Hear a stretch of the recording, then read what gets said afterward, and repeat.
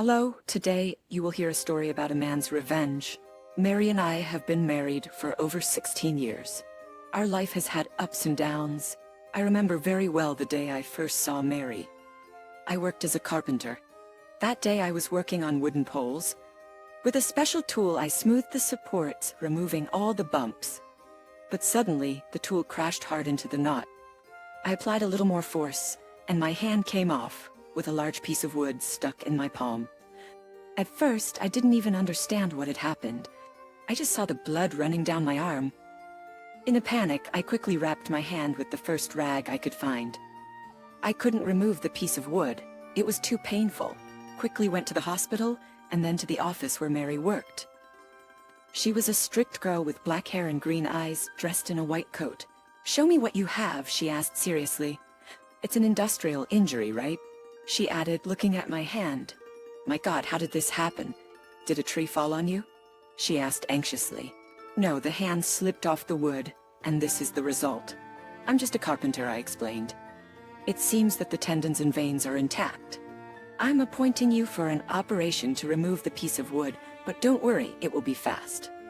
We'll anesthetize your arm after this injection," she said, trying to reassure me. I immediately felt relief as the arm stopped throbbing painfully.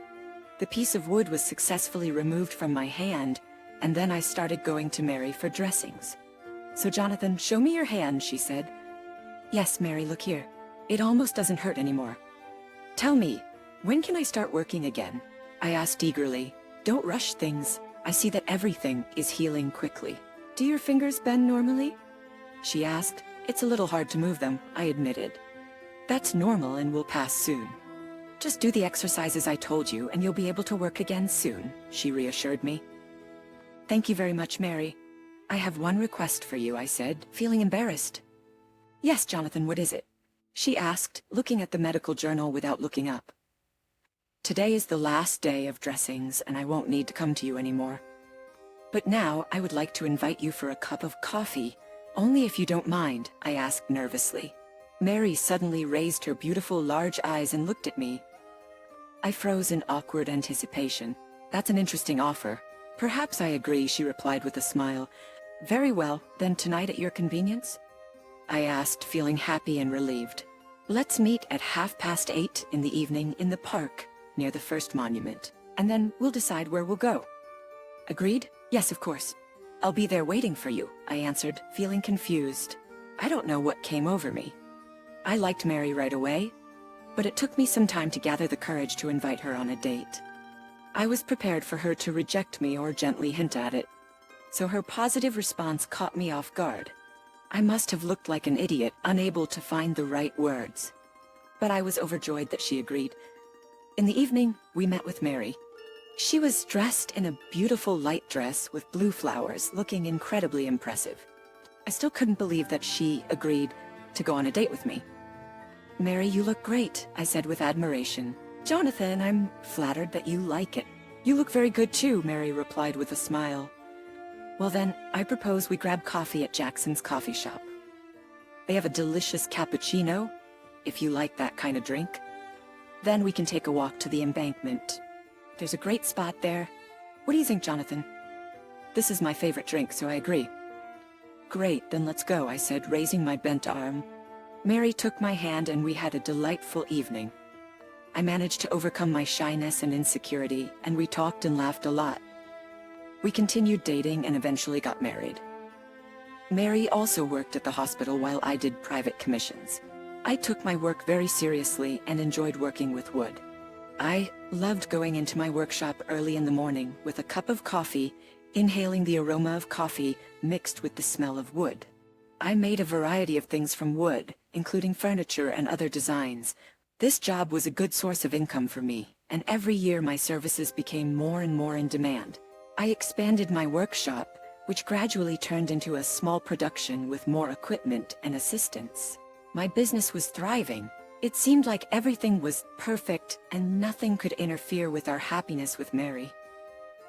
But that wasn't the case. "Darling, I have news," Mary said, looking admiringly. "Yes, Mary, what's the news?" I asked. "Remember Jake Milley, my good friend? He's coming to our town. I told you about him before. I don't remember, Mary, I answered, feeling confused. Come on, Jonathan, remember? I told you about a wealthy classmate whose parents passed away, leaving him a large fortune. Do you remember? And this guy? Yes, I remember. And what is he going to do here? He wants to open a restaurant with us, Mary said enthusiastically. Yes, so what? Are we gonna have free dinners now? I asked jokingly. Jonathan and more. So look, he wants to build the whole restaurant and everything in it out of wood. And guess who's gonna have a lot of work to do soon?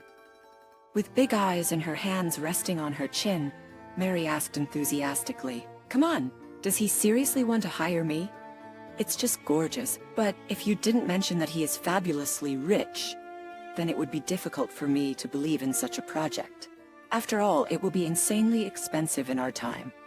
But if he is willing to pay, then I am ready to work. Do I need to thank you?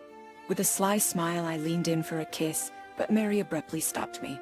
Yes, Jonathan, exactly, but not now. He's coming soon, and we need to meet him, so there's no time for that. You will surely thank me later. Now go take a shower. In a couple of hours, we will need to see him. Understood, my love. Well, we arrived at the Carlos Case restaurant. The cuisine was quite tasty, and the design was very interesting in light green. Guys, it's great to meet you. Mary, you haven't changed a bit. Still as beautiful as ever, and I see that I have chosen the right husband. Nice to meet you, Jason, right? Jake asked, extending his hand with a smile from ear to ear. Yeah, that's right. And you're Jake, right? I answered, shaking his hand. Yes, your wife and I used to communicate well, but only as friends. So Jason, don't think that I came to reminisce about the past. Yes, I don't think so. So, why did you decide to build a restaurant in our town? I asked Jake. You have amazing places. I have been eyeing a spot near the river. It's gonna be a hit. I can't wait to see how beautiful we will make this place. Mary told me that you were the specialist I was looking for, and without any hesitation, I decided to turn to you for help. Don't worry about the money, I have plenty. I'll make you rich if you accept my offer, Jake. I'll be happy to help you and make sure everything is top-notch. That's great, but for now, let's put work aside and just relax. We had a good time. Jake was perfect for the role of a rich guy.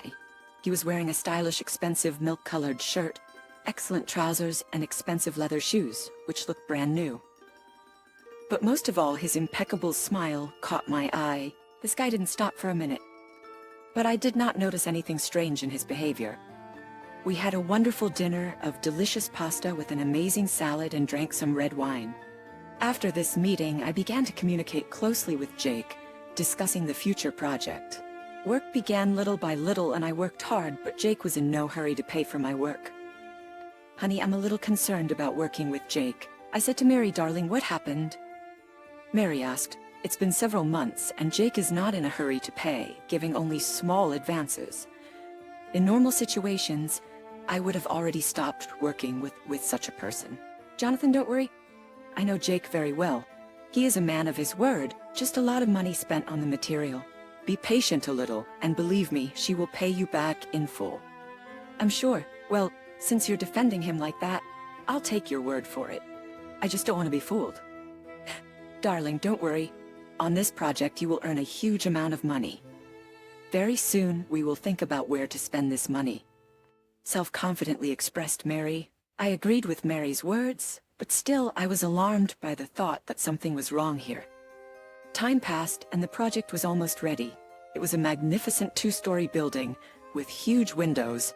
Everything was made from wood. The logs were perfectly matched to each other.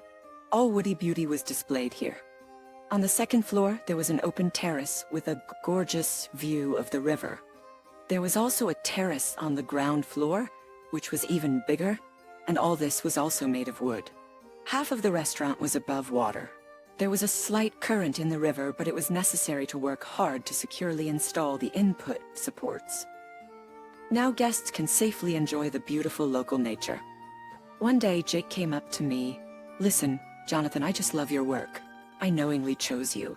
It's nice to hear, Jake, but now you can completely pay off with me. I asked anxiously. I just wanted to talk to you about this. I'm having some problems right now. I'm selling real estate and the deal is up in the air. And I wanted to set aside the money from this deal in order to pay you in full. Jake, I'm sorry, but that's not how things are done. You've been fooling me for a very long time. Mary assured me that you are a reliable person and will not let me down. That's why I agreed to wait. But now you are already crossing all boundaries. Jason, calm down. No need to be so nervous. Let me give you your money. Well, wait a little more and I will have an additional large reward for this unpleasant situation. Hopefully, Jake, I won't have to wait long. Jake's words really pissed me off. He was obviously still that asshole who just fooled me. But why did Mary stand up for him?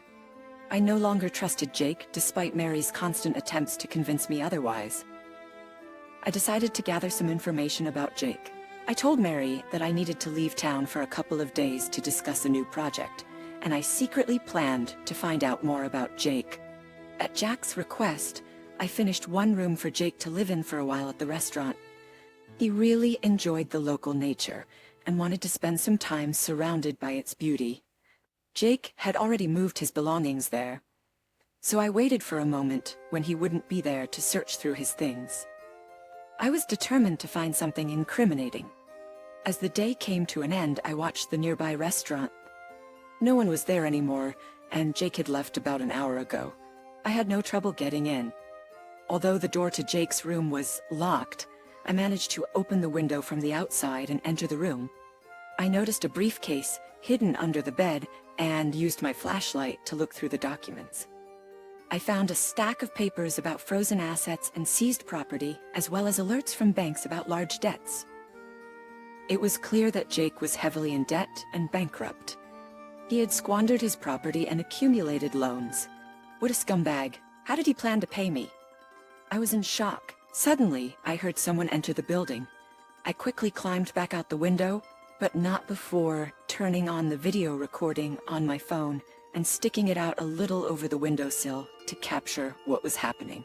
I heard voices. It was Mary and Jake. Honey, why do we need to go anywhere? We have everything we need for our vacation here. Wine, fruit, Jake said. Jake, you promised to take care of some documents, and then we could go for a ride on a yacht, Mary said, sounding indignant. Honey, now is not the time for fun and games. I'm grateful that you convinced your stupid husband to work for free. Soon this building will be ready and I'll sell it to hell. I'll give the main debt to Jacob. You can't mess with that guy. He'll bury me alive. We need to pay him off, and then we can leave this town forever. And with the money I was supposed to pay your husband, I'll buy you the most expensive clothes from the latest collections. Hurry up, Jake. I can't wait to get out of this town, Mary replied. Now take off your clothes. It's time to get down to business, Jake said as he unbuttoned his pants. My lustful tiger, now you will feel pleasure, Mary said. Oh, you bitches, I thought. Wild anger boiled in my body. I could hardly restrain myself from climbing back through the window and killing them. But I understood that Mary had betrayed me, and it's not clear how long ago, and it didn't matter anymore. I wanted to take revenge on those bastards here and now, but in a different way. I went down to the pier where the launch was moored. It was powerful enough, so I brought some building materials on it. I swam on a longboat to the restaurant and tied cables to the supports. Bastards, you can look out the window, I shouted into the loudspeaker. Jason, is that you? What are you doing? Jake appeared at the window. Shut up, you bastard. Mary, you can't hide. I saw you bitches, and I heard everything. What are you carrying? Nobody's here, Jake screamed. We'll see it now. You will not repay your debt to Jacob. I know everything. Your plans are not destined to come true. You will answer for everything. Mary and you, rotten creature, you don't have to come back home. We are getting divorced, and with this bastard you will not see happiness. You won't get any money. Bon voyage, freaks, I shouted and pulled the cables. The structure succumbed and staggered. I knew perfectly well where it was necessary to apply force, and the whole building collapsed. Those bastards survived, but they followed the ruined house into the water. They yelled, waving their arms, but I didn't care anymore. The restaurant was destroyed. Through acquaintances, I learned that serious people came for Jake and took him away, not wanting to listen to his next excuses. I divorced Mary, leaving her with nothing, since my business was initially insured against such situations. The rumor about her shameful infidelity with this scoundrel quickly spread throughout our town, so she had to leave. And I took the building materials scattered along the riverbank as compensation. From them, I managed to build a beautiful house, which I sold for a decent amount. So now I had a decent increase in my future pension. Dear listeners, your support is very important to us. If you like our story, please like, comment, and subscribe. It's very motivating for us. We need your feedback to improve our content.